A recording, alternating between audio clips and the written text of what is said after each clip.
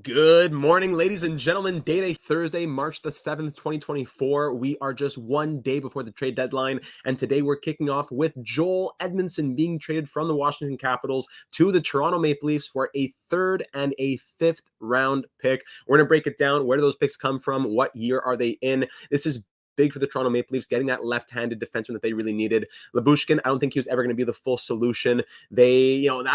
I think a lot of people saw Lyubushkin being acquired by the Leafs and they said, whoa, is this all we're doing over here? So the Leafs really had to make something happen to say, let's get strong on that left side. We can't just go all in on Jake McCabe. I think he's even injured right now. He's out once in a while. I think he was had an illness or something. But just to say, you can't always put all the pressure on Riley, and then if not, then it's McCabe, and if not, then it's Lyubushkin. So Joel Edmundson, a guy who has a lot of playoff experience, solid defenseman who played big minutes with Montreal Canadiens, dealt with a lot of injuries in his short time here in Washington. Let's start breaking it all down now and looking at the trade that is so far. So lots of details coming in. It's 50% retained on Joel Edmundson. It is the Islanders' third-round pick and the Blackhawks' fifth-round pick. So the Leafs don't actually use any picks of their own here, which is actually not a good thing. Those are probably, because Leafs are a good team, so they're probably giving up thirds and fifths that have more value as opposed to their own third and fifth. So it's going to be the Islanders' third in 2024 and the Blackhawks' fifth in 2025. That's a good fifth. That's better than their own fifth.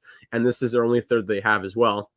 They had acquired this one last year. Is that probably like in the Engvall deal or something? So now the Leafs have no second, no third in this year's draft. This might have been a disaster. I probably shouldn't have clicked on that because that's going to make the computer work a little too hard. But the Leafs give up 2 draft picks. I think it's pretty much fair value, especially for what they need in the situation that they're in. There we go. Now it's refreshed. So no more third, no more fifth for the Maple Leafs. That now leaves them with no second, no third in 2024, and no first, second, third, or fourth in 2025. This was traded away. This one I want to see. What was that 2025 trade? It's because there's a condition on it. But to have no top 4 picks in 2025, oh my goodness. Yeah, Gustav Forsling getting a big deal there with the Florida Panthers. Oh, that was in the Jake McCabe trade. I see. If McCabe plays in less than 50%, so results, Leafs will receive Chicago's 2025 fifth. Yes. What's the condition on that? Oh, sorry. The fifth we transfer Toronto will be the lowest of the show. Oh, it's right here. Sorry, top 10 protected. Oh, okay, my apologies. I was reading the wrong side. So yeah, it's a top 10 protected, so that's definitely not going to be an issue. So 2025, no first, second, third, or fourth for the Maple Leafs. So who are they bringing in? Joel Edmundson at 50% retained, $875K, no problem for him. He's going to do great things on that left side. If he can stay healthy for a postseason run, that is exactly the type of... Oh, I'm so sorry. You just see the data. I clicked on share screen, but it wasn't popping up. I'm so sorry. That's what happens when you got to scramble for a quick live stream. Thank you for saying so, Joe. I didn't show anything too crazy just yet, but thank you for showing that. So just to quickly show what I was just looking at, the Maple Leafs now have no first, no second, no third, no fourth in 2025. Meanwhile, when it comes to their 2024 picks, they have no second, no third. So still with their first, their fourth, they can still play around with those picks, but that's a big decimation of their draft capital in next year's draft in 2025. So that's something to be kept note of as well. The Leafs are an all-in kind of team, but they're not getting those all-in kind of results just yet. Could this be the year? And Joel Edmundson will provide a lot of value for them if they can go on a deep postseason run. So I'm going to go back here. I just want to get that Jay Fresh card as always. It's a 2024 third-round pick from the Islanders and 2025 fifth-round pick from the Blackhawks. 2 picks that probably have higher value than their own draft picks. And that's going to be a tough situation for the Leafs longer term. But again, if you can win the Stanley Cup, no problem. But even if you do win the Cup, that's a lot of rounds that'll pass by without not having a selection. Gustav Forsling announcement had just come out as well. There appears to be increased interest on David Savard. Very good. Very good. I want to see that as a Canadiens fan. Here we go. So Joel Edmundson, he's a physical depth defenseman, big body, cross checks, net front, playoffs, battles, all that good stuff that you want to see as a Toronto Maple Leafs fan. But it does come with not just the price tag of a third and a fifth, but the price tag of, oof, now I have no picks in the first 4 rounds of 2025. So Joel Edmundson over the last 3 years, weighted average data, he does what he does well. He's taken a good increase in value this season, but he has missed a lot of time due to injury. If we look at his last 3 years of weighted average data, he's in the 11th percentile for projected wins above replacement, kind of what you would expect for a third pair guy. You're not expecting the world from him. What's a little scarier is the even strength defense. What he does very well doesn't always translate to that. Like I said, big body, cross checks, net front, blah, blah, blah. And those are the nitty gritty things you do want to see in the playoffs. That's the good thing. That's the good news here. If you look at the microstat card from this season, he's quite consistent with last year's as well. The higher than expected offensive impact is attributable to some okay puck moving ability. So if we say, let's take off the offense, because that can't always be expected to translate, depending on what kind of system he's in, ice time, blah, blah, blah. Best case scenario, it does. But let's say we take out the offense. If I'm looking at things like retrieval success, defensive zone retrievals, but he does have entry chance prevention at 75th percentile. I think that is very valuable right there, and hits at 66. So if you look at nothing else, look at this right here. Entry chance prevention, 75th percentile. That has value. That has a lot of value, especially for a third pair guy, someone who can be reliable to eat some minutes while your top guys are resting. You need that. So Joel Edmundson, who was with the Canadiens, I loved him on the Montreal Canadiens. Great leader. He spends only 44 games with the Capitals. A lot of time lost to injury the last few seasons as well. 6 points in 44 games. Of course, that's not what he does. But if we look at the stats a little closer, he's been eating some pretty big minutes sometimes, upwards of 22 minutes sometimes for the Capitals. Average of 16, 26 per night, yes. But if we look at more recently, 17, 18, 20, 22, down to 15. So he can be counted on for those top 4 minutes at times. But like I said, with the injury concerns and with the situation that Washington was in, it didn't really help that either. So he's a big physical guy. He throws a lot of hits. Last year with the Canadiens in 2022-23, in 61 games, he had 150 blocks, over 100 hits. That's what he does at his best. Now this season, he's blocking about 1 shot per game as opposed to the 2+ per game with the Canadiens. So I think that's something to be considered. But keep in mind, he's playing 3 less minutes per night on average. So that also goes into the considerations. Now the Maple Leafs, where are they going to play him? He's going to fit in nicely on the left side. You got Morgan Rielly, you got Jake McCabe, you got Joel Edmundson on your left, you got TJ Brody, you got Timothy Liljegren, and you got whatever you want to do around Lyubushkin. Sorry, I said Lyubushkin was a left hand. I meant to say they got him for the right, but then the left was still lacking, and that's what I meant to say. I'm sorry about that. So Lyubushkin can still play on the right side. He can play third pair with Edmundson, just be the Smash Brothers. It could be something where Simon Benoit's mixed in on there, but your top 4 hasn't changed. Rielly, Brody, McCabe, Liljegren, that has not changed. Just that now your third pair is a mix of these 4 guys, as opposed to just Benoit and Lejdsen. Now you have Edmundson and Lyubushkin added to the calculation. They're added into the mix.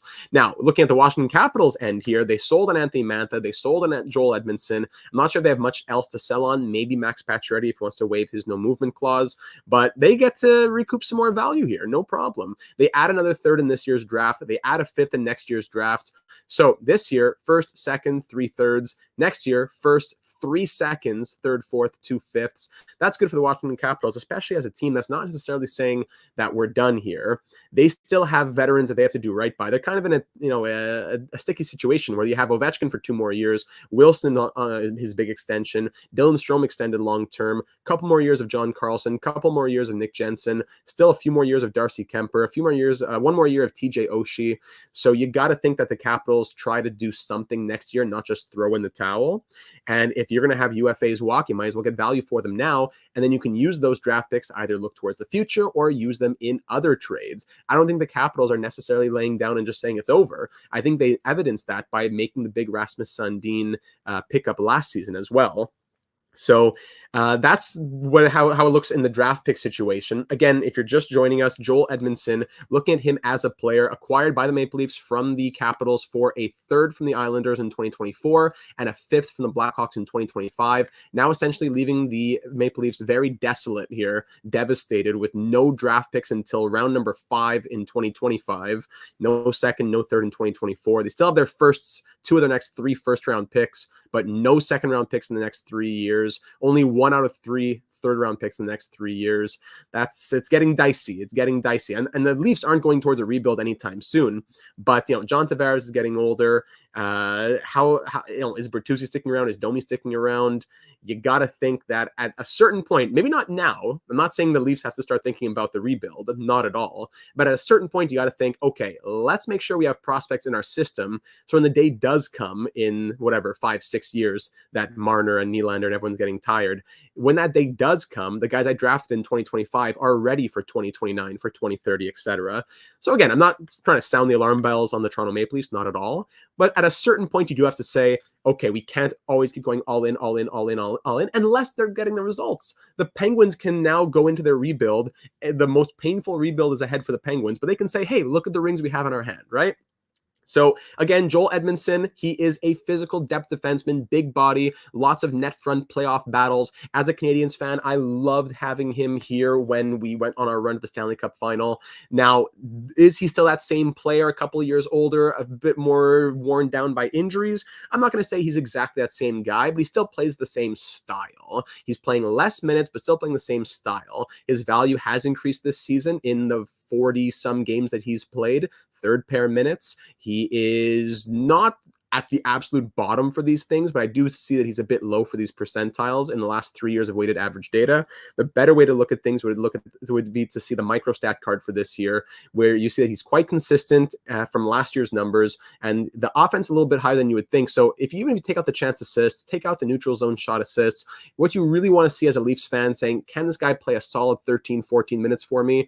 Entry, chance, prevention, 75th percentile. That carries a lot of value. Hits, 66th percentile. Not hitting and blocking as much as he once was, especially with a higher ice time, but still provides a lot of value and really a lot more stability on that left side. The Maple Leafs went out and got Lyubushkin. You thought, is that it? Is that all they're doing for the blue line? So this was a necessary move, but it does come at quite a cost as the picks continue to get depleted. So you got Riley, Brody, McCabe on your left. You got Riley, McCabe, Edmundson on your left. You got Brody, Liljegren, and maybe Lagesson, Lyubushkin on your right. Simon Benoit goes in and out. I think that as long as you keep your top four solid and healthy, having those four guys on your third pair, will be able to rotate people around, bump up due to injury, move where they are needed to move around, and that's valuable. Now, the Toronto Maple Leafs, having made that trade to acquire Edmundson at 50% retained, leaves them with $144,000 in deadline cap space. So I would say most likely the Maple Leafs are done. I don't think they're making any more moves at this point. But meanwhile, the Washington Capitals are going to have $6.667 million still to play with. So can they still weaponize that a little bit more? Are they moving out Max Pacioretty? I don't know if the Capitals are quite done, but I would say it's pretty likely that the Leafs are done at this point. So 55, because that's true, because it's 75% retention technically, because the Canadiens retained 50% when they first traded him, right? There you go. So this trade cannot be double retained. So that's true. So you can't double retain on that trade to make it a triple retention. You can only do single retention, which is already double retention, if that makes sense. So there you have it. Anything else on that? Gustav Forsling got his big extension, 8 years at 5.75 with the Florida Panthers.